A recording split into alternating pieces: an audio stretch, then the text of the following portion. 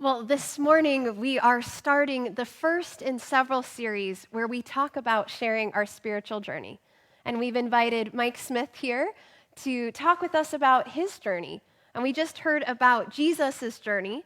Jesus was one who did a lot of traveling, went to Egypt when he was only a babe, and then we heard about how he often ended up right here, essentially, in a place where he could connect and worship God.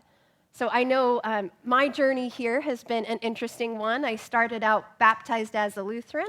I've spent a lot of time in the Presbyterian church and then arrived here at a UCC church. And so, Mike, I'm just wondering, how did you come to be in this place, and what do you love about being here? That's a great question. So thanks for having me. We're the first ones, so I feel like we have the ability to do whatever we want, and nobody will say you didn't go down the right path. And I brought my iPad for some PowerPoint in case I get stuck on some things. So we're all good. We're in Silicon Valley here. What brought us to LCC was really very practical. We moved here in 1998. Our daughter, oldest Catherine, was 4. Sarah was just born, and we were looking for a church. And I was born and raised Catholic, and Deb was born and raised Lutheran. And we were just looking for the right fit. And I think especially in this community, we felt like we lived in Sunnyvale, kind of a larger city. In Portola Valley, it felt very much like a community. And so we felt the community piece of it was very big. And we knew John and Linda Nightingale, and we just thought the most of them, Wayne and Louise, we really resonated with. And Donna Lindsay was the educational person. So it just felt like a really good fit. And the contrast for me was it was so friendly and it was real. And it was something that I didn't have an experience with growing up Catholic as much. And so you mentioned growing up Catholic. Can you tell me more about those roots and what still resonates with you today? Yeah. I mean, I think it was a real blessing to have that structure. My mother was a Catholic growing up, so there was no doubt about it. On Sunday, you got up and you went to church. Whether you were tired, whether you were cranky, you got up, and if we were lucky, we went to 10:30 Mass versus 9 o'clock, because then we got to sleep in. But it was the dedication, it was the ritual, it was the reverence, and the routine, and I call it the smells and bells, because there's nothing like theater. The Catholics do a great job. You have incense, you have the bells when the sacraments are lifted. There's something that indelibly just is in your heart whenever you hear those things. So I really, really respected that. My father was not a practicing Catholic, but his role was equally as important. He made pancakes. So when we'd come home, we'd have a pancake breakfast, and I look forward to that, probably more than the Mass itself. But as I grew older, I enjoyed the Mass as well. Well, we all need to be fed both body and soul. So your right. parents worked together to make right. that happen. Now, was there a spiritual event either in your youth or as you were growing up that made you say, yes, I am a spiritual person? I wouldn't say there was a specific event. There was no burning bush type of experience that I had. I guess what I recall is just kind of dealing with life. You have, I think what opens the door is great suffering or great love. And I think when we live, we go through those experiences, and I don't think we have the proper mental capacity to deal with those. And so I think that does touch you into another realm. And I won't say there was a conversion, but I think those things happen as you get older. There's more. Deb and I lost our first child, then having a child. And so you go through those pieces, and all of a sudden you say, language is not enough, and you go to a different place. And I think with me, the series of those things opened up the fact that I knew that there was something more than the physical being. And then I along the way, my brother introduced me to a person called Richard Rohr, who was a Franciscan priest. And one of his big themes was, you're a spiritual being just trying to be human. It's not the SAT test of trying to be human to get to spiritual. And that was my whole world. I mean, that was reinforced through school, through academics. You need to do the works to get to a certain place. And so I just translated that into the spiritual life as well. And the answer is it's just the opposite. You're already there. You just have to accept it. And so that was a big paradigm shift for me. Do you have a favorite Richard Rohr book or scripture or passage that you Oh, quote? I have a lot. I mean, I probably have read everything he's done, because what he did was he opened up the possibility for me to be true to my Catholic roots, but to be a little bit on the edge. And and that's tough when you're growing up, not going to a Catholic church. Your mom kind of looks at you, right? And it was like she was open and she loved us, but it was one of those things where I wonder why. And I remember her coming to one of the services here. And I'll get back to your question, but it just reminded me of it. Yeah. And Donna had this program called "So You Want to Be a Disciple," and it was like a quiz game for kids. And Catherine, my oldest, won it. Oh. And my mom was so proud. She goes, "Oh, so whatever we were doing." She thought, well, that's good because Catherine won that prize. So there's many different ways. And I think what Richard Rohr told me was that you could trust in the belief and know that you're okay just the way you are, and you didn't have to prove anything. And I think that's so different to our Western culture of having to strive and prove your intelligence. I mean, I founded and built a consulting company. You've got to be the smartest guy in the room. That's why you get paid. That's what you're rewarded for. And I think it's so countercultural, especially to Western culture. But a few things that Richard that I really love. I love his inclusivity and grace. And it came to the point where when we were actually, before we got married, Deb would go to Catholic church with me. And we sat in one of the pews at St. Joe's, which is just in Cupertino there by 280. And the priest started talking about how basically women as second-class citizens. And the Catholic Church, the way it was, and they couldn't play all the roles and so on. And I just saw Deb's face, and I said, why would you subject somebody to that? And so I knew when we were going to get married that we could be, that we could find whatever faith possible. And I remember going to a retreat with my brothers. It was up in Seattle, and it was a Catholic-led retreat. And I went to confession. I hadn't gotten to confession for years. And I thought, well, I'll just dialogue with the priest. I hadn't, been and talked to one. And what was heavy on my mind was I had basically not raised my children with a capital C, Catholic, which was kind of the way you did things. It was kind of what you said you would do. And I went to him and I said, I feel kind of bad about that. And he goes, he talked to him, and then he basically ended by saying, Mike, you may be not allowing your kids to get the direct word, the truest word. And I thought, what a hypocritical so-and-so. I won't use the words. And it really made me, it gave me a lot of anxiety. And I had the opportunity years later, I sat down with Richard Rohr when I was at a retreat, and that's what really confirmed that he was a true disciple, is I told him the same story, and he said, bless you, that takes so much courage for what you did. Same background, just a really different approach. So that openness is big. I think also the surrender and letting go is really a key thing. So the fact that you need to really just kind of get rid of the ego piece and let go and have more trust. And then the last concept that I really enjoy is it's something, he's not the first person to talk about it, but it's this cosmic egg, talking about there's my story, there's our story, and there's the story.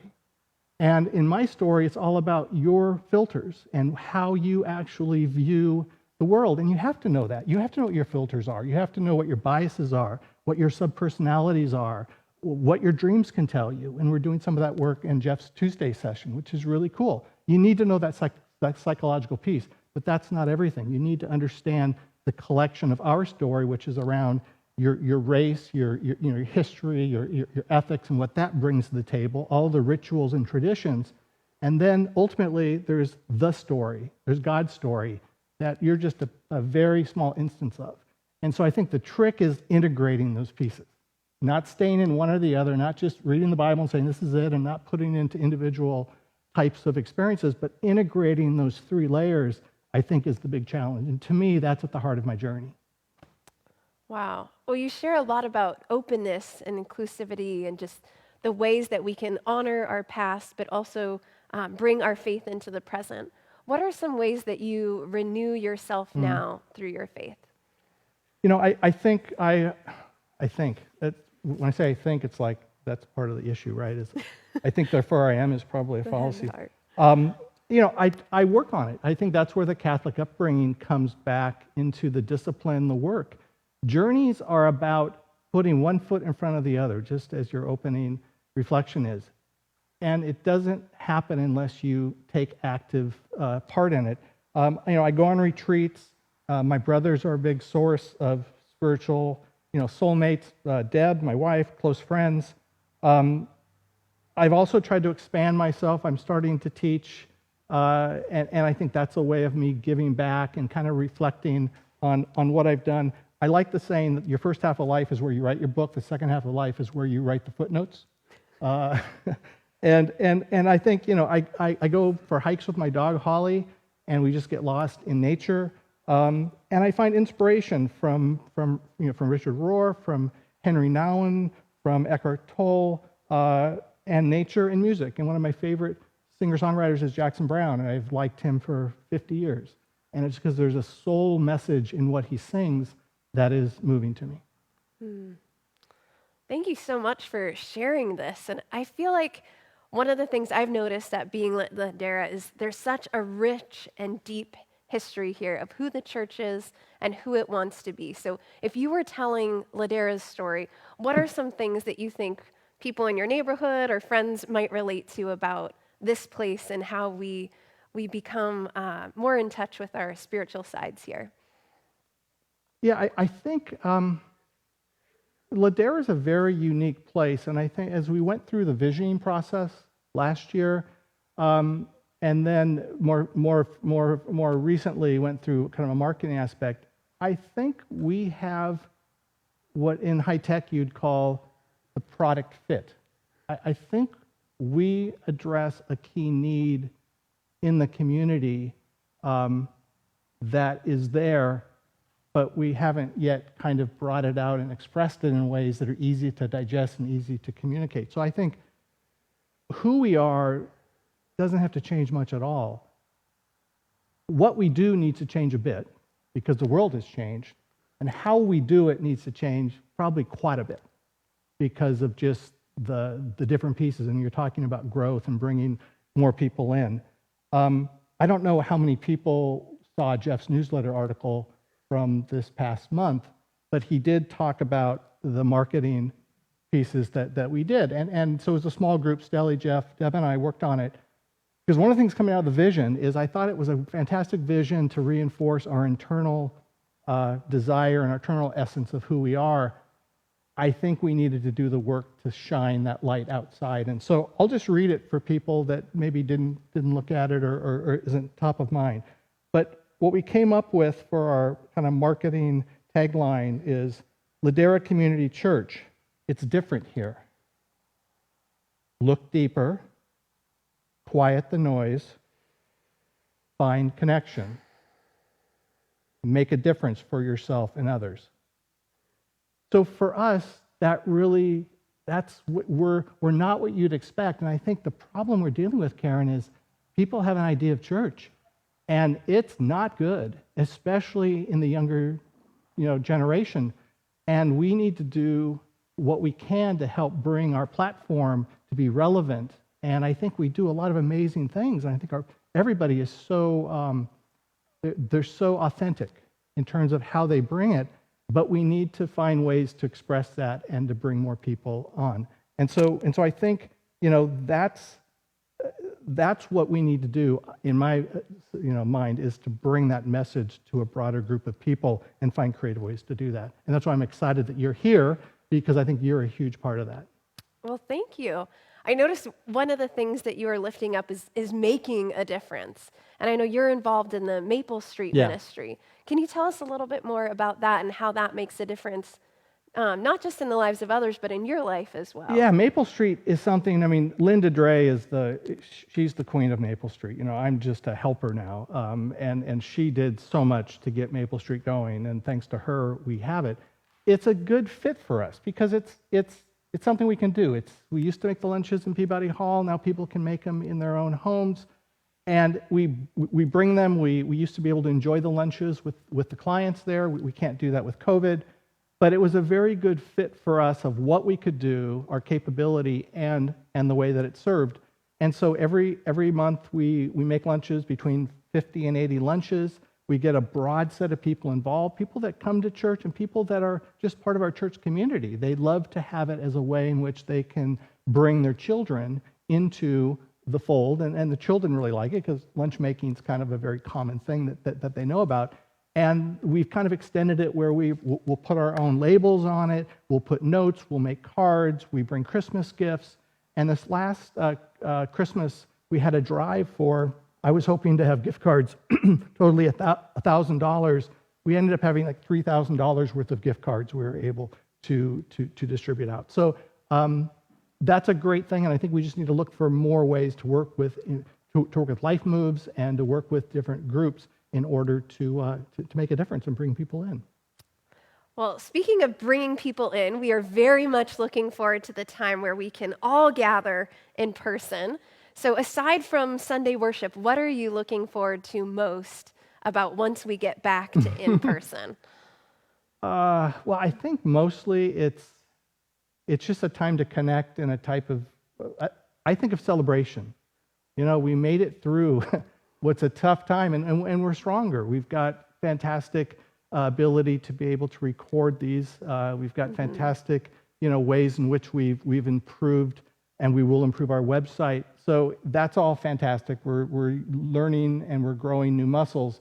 But I think the core muscle we have is around connection and community. So I'm just looking forward to a huge celebration, like a huge party where there's lots of cake, and because we do cake very, very well, and just enjoy. The Zoom and virtual, and I was teaching at Santa Clara remotely, and that's okay, and you can do what you can, but there's nothing that replaces that physical connection. So I think that is what I look forward to.